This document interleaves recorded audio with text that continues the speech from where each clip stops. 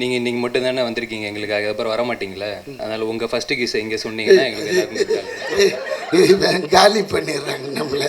நானே இப்போ தான் இந்த வயசில் போய் தேறின்னு ஒரு இடமா வந்து அப்படி போய் தெலுங்கில் செட்டில்னா மொத்தமாக இவன் இந்தியா விட்டு தூக்கிடலான்னு பார்க்குறான்.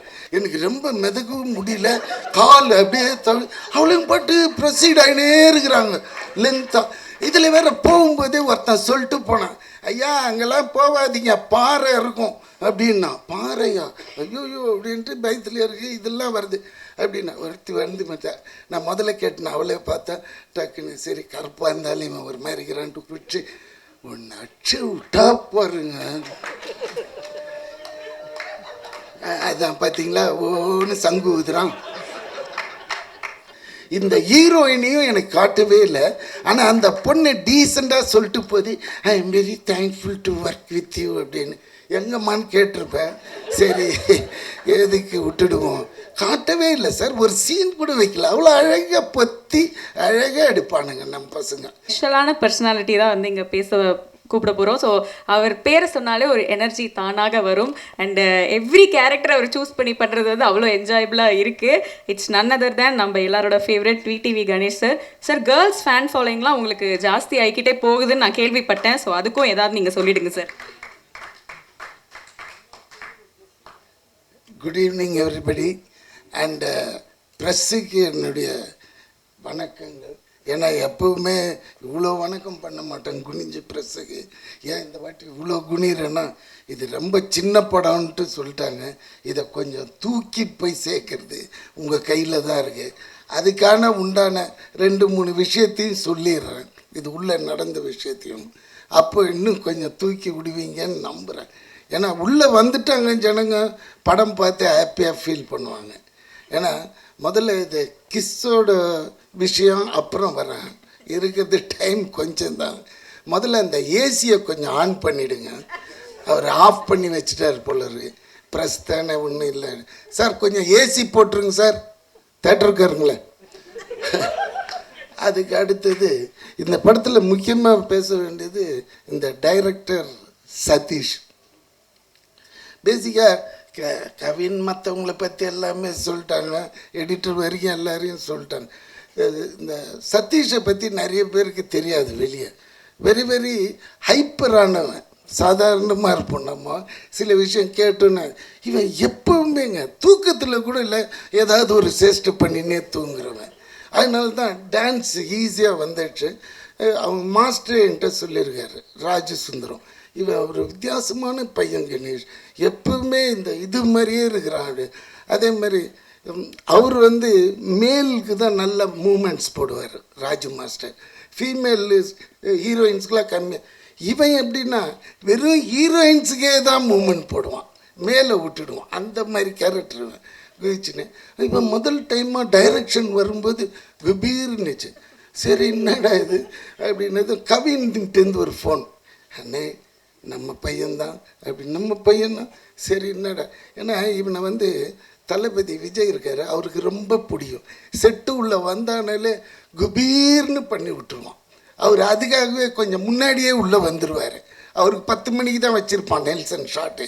ஆனால் யாரெல்லாம் வந்திருக்காங்க சார், டீமே வந்துடுச்சு. எங்களை ஒரு 8 மணிக்கே வர வச்சு அவர் வர்றதுக்கு முன்னாடியே ஷார்ட்ஸ் எடுப்பான் எங்களை வச்சு. அந்த டயத்தில் அவர் கொஞ்சம் சீக்கிரமாக வரும். ஏன் தலைவா கொஞ்சம் லேட்டாக வந்து நாங்கள் இல்லைன்னா இவனுக்காகவே வருவார். வந்த உடனே அங்கே ஒரு பர்ஃபார்ம் காமிப்பான் பாருங்க, அவரும் ஓன்னு சிரிப்பார், சந்தோஷமாகிடும். செட்டே கலகலகலன்னு இருக்கும். அந்த 40 days எப்படி போச்சுன்னே தெரியாது. ஏன்னா அந்த படத்தை என்னால் மறக்கவே முடியாது. ஒரே ஒரு வார்த்தையால் இன்றைக்கி நான் வந்து ஹைதராபாத்தில் இருக்கிற டாப் ஹீரோஸுங்களோட படம் பண்ணிகிட்ருக்கேன். கிட்டத்தட்ட ஒரு 8-10 படம் நடக்குது. முந்தா நேற்று கூட அலுமினியம் ஃபேக்ட்ரின்னு அங்கே ஒரு மினி ஸ்டுடியோ இருக்குது. அது உள்ளே போனால் எடுத்த உடனே நாக சைத்தன்யா, அந்த பக்கம் பார்த்தா சிரஞ்சீவி சார், அதுலேயும் இருக்கிறேன். அந்த பக்கம் பார்த்தாக்க பூரி ஜெகநாத் படம், நம்ம விஜய் சேதுபதி படம், அதுலேயும் நான் இருக்கிறேன். 3 படத்துலேயும் இருக்கிறேன். அப்போது அங்கே ஒருத்தர் பிரம்மாஜின்னு ஒருத்தர் இருக்கார். அவரு கிட்டத்தட்ட 240 படம் பண்ணிட்டு கின்னீஸ்க்காக ட்ரை பண்ணினார். அவர் என்னை பார்த்துக்க, யார்ரா நீ, எப்பட்றா ஒரே ஒரு என்னது வார்த்தையை வச்சு இவ்வளோ தூரம் வந்து கலக்கிற, நடிக்காமையே வெறும் அந்த எவரானு இந்த டேலண்ட்டுக்கு ஒன்று தூண்ண பாருங்க. அந்த தூக்கு அவ்வளோ ஆடியன்ஸ் இருக்கிறாங்க. அந்த இதுக்கு இந்த வார்த்தைக்கு தெலுங்குங்க எல்லாமே அப்படியே என்னை தலையில் தூக்கி வச்சு ஆடுறாங்க. எனக்கே ஒன்றுமே புரியல. நான் இங்கே பண்ணியிருக்கிறேன் ஏற்கனவே. இங்கே என்ன சொல்லுது அதெல்லாம் ஒன்றுமே கிடையாது. இவனை இப்படி சொன்னது அதுக்கு என்ன தெரியுங்களா? அதுக்கு நான் விஜய் சாருக்கு தான் நன்றி கடன் பண்றேன். எப்படின்னா பீஸ்டில் ஒரு லிஃப்ட் சீன், எனக்கு முன்னாடி இந்த டான்ஸர் சதீஷ், அப்போ டான்ஸர் தான், இப்போ தான் டைரக்டர். டான்ஸர் இப்படியே போவோம் கூட 7-8 பேர். இதில் ஹீரோ அவரு நின்று இருப்பார். காலையிலேருந்து இதே தான். டே நெல்சா ஏதாவது ஒரு டைலாக் அது கொடுறா, போர் அடிக்குது. இதை விஜய் சார் கேட்டார். நெல்சன் எதுனா கொடு, எதுனா ஒன்று சொல்லியா அப்படின்னா. எதுனா ஒன்று சொல்ல. டே என்னடா விளையாடுற, அங்கங்கே கேமரா இருக்குது, இது என்ன ஒன்றா சொல்லுன்னா. முன்னாடி இவன் தாண்டா இருக்கிறான்னு. அப்போ இவனை பார்த்து சொன்னேன், டே நீ எதுனா ஒன்று சொல்லு, அது கவுண்டர் நான் அடியும். அதே மாதிரி இவன் சாவு போகிறோம் வில்லன் கையில். அந்த நேரத்தில் இவர் ஒன்று போடுவார், அதுக்கு விட்டங்க.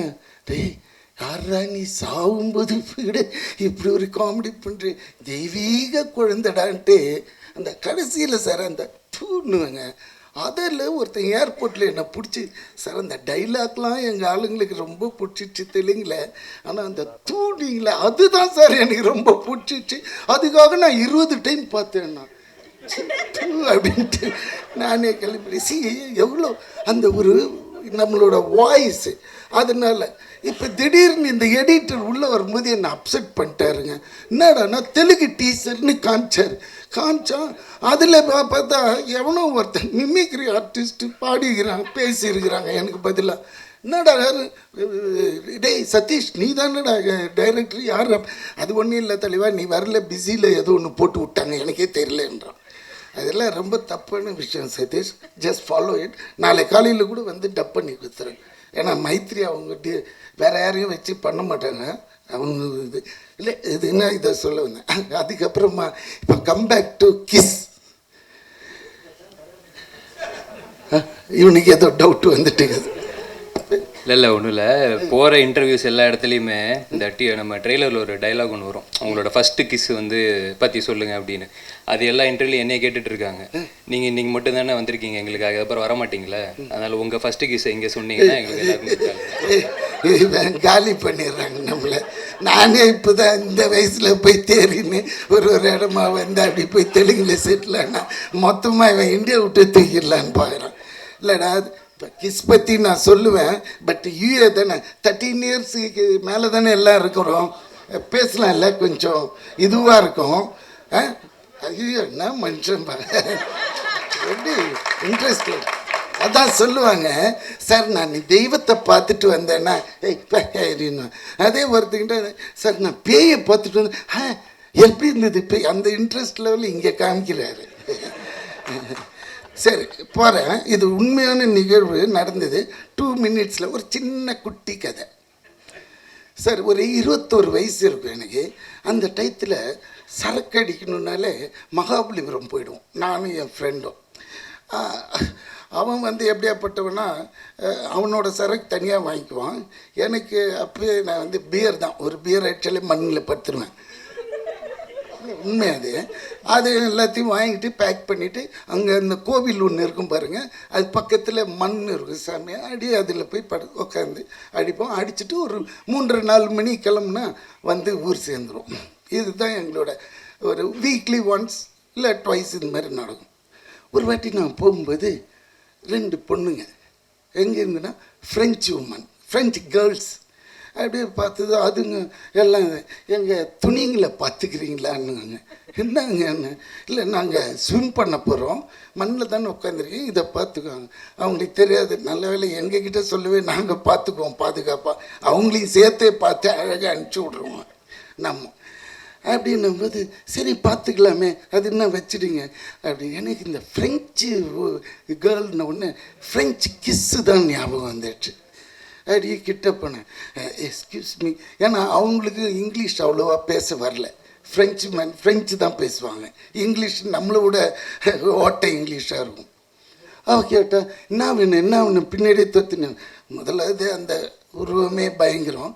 அதுக்கப்புறம் கிட்ட போய் அது மாதிரி இன்னும் எனக்கு வந்து கொஞ்சம் கிஸ் பண்ணணும், டீச் மீ ஹவு டு கிஸ்ன்னு கேட்டேன். ஆக்சுவலும் பரவாயில்ல வாங்கிக்கலாம் என்னன்னு போட்டுருவோன்ட்டு போட்டால் அவள என்னடா இது ஒரு சாதாரண விஷயத்துக்கு இவ்வளோ பெறல்றானே. ஐயோ எங்கள் நாட்டிலலாம் அது பெரிய தப்பான விஷயம், கேட்ட உடனே செருப்பத்தை அடிச்சிடுவாங்க. ஆனால் நீங்கள் எவ்வளோ சாதாரண மாதிரி. Yes I will give you on one கண்டிஷன்னா. என்னம்மான்னு? ஓகே நீ என் கூட ஸ்விம் பண்ணு வந்தால் நான் உனக்கு கொடுக்குறேன்னா.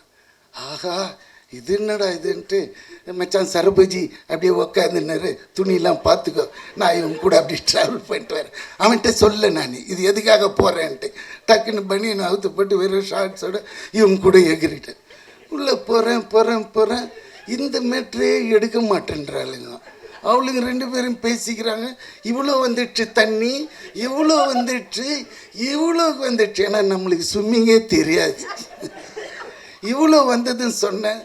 இதுக்கு மேலே போனால் என் உயிர் போயிடும், இங்கே கொடுக்கறதுனா கொடு, இல்லாட்டினா நான் போயிடுறேன். இந்த இடத்துலேருந்து பார்க்குறேன் சரபோஜியை இத்தினோண்டு தெரியுறான். முதல்ல தைரிய தெரிஞ்சு இவ்வளோண்டு தெரியும். ஐயோ கணேசா இங்கேருந்து போகலன்னா நீ போயிடுவிடான்னு நினச்சின்னு கிட்ட போய் தைரியமா if you give I will stay back, otherwise I will go பேக்ன்னு. இல்லை கொடுத்துட்றேன். இவ்வளோ தூரம் இது பண்ணேன் குடுறீன்றான் பக்கத்தில் இருக்கிறவன். நீ குடுன்னு, நீ குடுறி அப்படி. இது என்னடா சண்டை ஆகுது, இதில் வேறு எனக்கு ரொம்ப மிதக்கவும் முடியல, கால் அப்படியே அவளையும் பாட்டு ப்ரொசீட் ஆகினே இருக்கிறாங்க லென்த்தாக. இதில் வேற போகும்போதே ஒருத்தன் சொல்லிட்டு போனான், ஐயா அங்கெல்லாம் போகாதீங்க பாறை இருக்கும் அப்படின்னா. பாறையா? ஐயோயோ அப்படின்ட்டு பயத்துலேயே இருக்குது, இதெல்லாம் வருது அப்படின்னா. ஒருத்தி வந்து மாட்டேன். நான் முதல்ல கேட்டேன், அவளே பார்த்தேன் டக்குன்னு சரி கருப்பாக இருந்தாலும் இவன் ஒரு மாதிரி இருக்கிறான்ட்டு பிடிச்சி ஒன்று அச்சு விட்டா பாருங்க. அதான் பார்த்தீங்களா ஒன்று சங்கு ஊதுறான். மெஜாரிட்டி ஃபஸ்ட்டு டைமுங்க இதுதான் நீ கேட்டீங்க கவின். அதான் ஃபஸ்ட்டு கிஸ்ஸுன்னா இவ்வளோ விஷயம் இருக்கு. ஏன்னா it's most important sensitive area. நம்ம இது வரையும் யூஸ் பண்ணதே இல்லையா. அப்படியே கொயினாகி டக்குன்னு உள்ளே போயிட்டேன் சார். தண்ணி உள்ளே போனால் 2 அடிக்கு ஆழம். இது தெரில, ஏன்னா அந்த கேப்பில் அந்த மீட்டரில் உள்ளே போயிட்டேன். அது உள்ளே போய் என்ன சார் ஒரு 1.5 லிட்டரு உப்பு தண்ணியை குடிச்சிட்டேன். குடிச்சு தொப்பகன் மேலே வந்து பார்த்தேன், ஐயோ இதெல்லாம் இதுக்கு மேலே முடியாது, என்னை கொண்டு போய் விட்டுருங்கண்ணே. பின்னாடி பிடிச்சிக்கிடான்ட்டு கொஞ்சம் இப்படி தள்ளி இப்படி வந்தால் கால் பட்டு தான் தெரியும். அடுத்த நிமிஷம் மண்ணில் வந்து படுத்து அப்படியே ஃப்ரெண்டு அம்மிக்கி அந்த 1.5 லிட்டர் உப்பு தண்ணி எடுத்தான். அது சொல்ல வர அந்த ஃபஸ்ட்டு கிஸ்ஸுன்றது, இந்த கிஸ்ஸுன்னும் போதே எனக்கு அந்த கிஸ் ஞாபகம் வந்துடுச்சு. அதனால் அதை எடுத்து கொடுத்த கவினுக்கு நல்லது. பட் இதை ரொம்ப பெருசாக போட்டுறீங்க, உங்ககிட்ட தயவு செஞ்சு சின்னதாக போட்டுருங்க. ஏன்னா இதை பெருசாக போட்டால் எங்கள் வீட்லேயே முதல்ல செருப்படி விழும். அதனால் கொஞ்சம் எடிட் பண்ணிட்டீங்கன்னா. இது தலைமை ஐயோ இவர் வேற ஏற்றி விட்றேன். ஸோ இதுதாங்க உண்மையான விஷயம். அதுக்கப்புறமா நிறைய கிஸ்கள் ட்ரை பண்ணி அது வேண்டாம், இந்த இடத்துல நம்ம பர்சனலாக பேசிக்குவோம். ஸோ மற்றபடி என் பையன் ஒருத்தன் நடித்தான் பாருங்க, வால் நம்பர் 1 சார். அவனுக்கு வால் மட்டும்தான் சார் வைக்கல, மற்றபடி ஒரு சீன் சொல்லிட்டு போவான், உடனே இப்படி திரும்பி நின்றுவான், இப்படி பண்ணுவான், அப்படி பண்ணுவான். கவிஞருக்கு மேனேஜ் பண்ணிட்டேன். அண்ட் விஜய் பெரிய ஒரு நடிகனாக வர்றதுக்கு எல்லா வித லட்சணமும் இருக்குது, அவன் மூஞ்சிலே தெரியுது பாருங்கள். அதே மாதிரி அந்த டிஓபி அவர் எங்கே நிற்கிறாரு எதுக்கு நிற்கிறாருன்னே தெரியாது, யாரோ மாதிரி இந்த நம்ம இவங்க வருவாங்கள்ல கெஸ்ட்டுங்களாம் வீட்டுக்கு வந்தாங்கன்னா அடி ஓரத்தில் நிற்பா, அது மாதிரி அவர் விருந்தாளி மாதிரியே வந்துட்டு விருந்தாளி மாதிரியே போயிட்டார். ஆனாலும் ஃப்ரேம்லாம் போய் பார்த்தா சூப்பராக இருக்கும், அவ்வளோ நீட்டாக இருந்தது, ரொம்ப நல்லா எடுத்துருந்தாரு. அது கவின் பற்றி உங்களுக்கு சொல்லவே தெரியல, டாடாவில் சக்ஸஸ் ஆன ஒரு பேர். இதில் ரொம்ப இதுவே வந்து இப்போ இந்த படம் ஜெயிச்சே ஆகணுன்ற ஒத்த இதில் நிற்கிறது சதீஷ் தான். அது வந்து நீங்கள் நினச்சா பண்ணி விடலாம், அது உங்கள் கையில் தான் இருக்குது. ஏதாவது ஒரு பொய்யை சொல்லியாவது அவனை தூக்கி விட்டுருங்க தயவுசு. ஏன்னா உங்களுக்கு காமிக்க முடியாது படத்தை இப்போது. இது மாதிரி. அதே மாதிரி அந்த ப்ரொடியூசர் ராகுல், அவரை இது வரைக்கும் நான் பார்த்ததில்ல.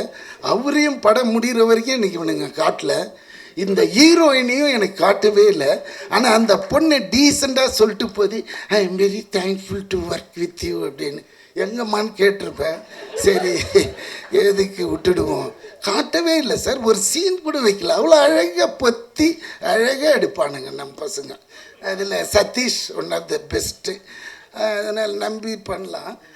வேறு யாரையாவது விட்டேன்னா ஆர்ட் டிபார்ட்மெண்ட் உங்களுக்கு தெரியும். அவர் இது யார் அவர் நம்மளுக்கு தெரியாது.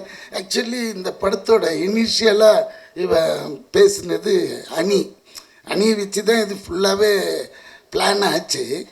அது என்னன்னு தெரியல, என்ன மிஸ்பிஹேவியர் ஆஃப் ஏதாவது இருந்திருக்கலாம். அது உள்ள டெப்த்தை போத்தவில்லை. அது இருந்திருந்தால் இன்னும் கொஞ்சம் நல்லா இருந்திருக்கும். ஆனால் ஜிம்மா ஜெம் இல்லை, அப்படி கிடையாது. தப்பான பேர் சொல்லி கூப்பிடவே கிடையாது. Jen Martin. ஏன்னா நம்மளுக்கு ரெமி மார்ட்டின் தான் ஞாபகம் வருது. ஓகே, இது என்ன ஜென் மார்ட்டின். அவரோட இசை நம்ம போட்டு காமிச்சிட்டிங்களா? ஓகே, அதனால அது ஒன்று இருக்கும். நீங்கள் கூட நல்லா பேசுகிறீங்க.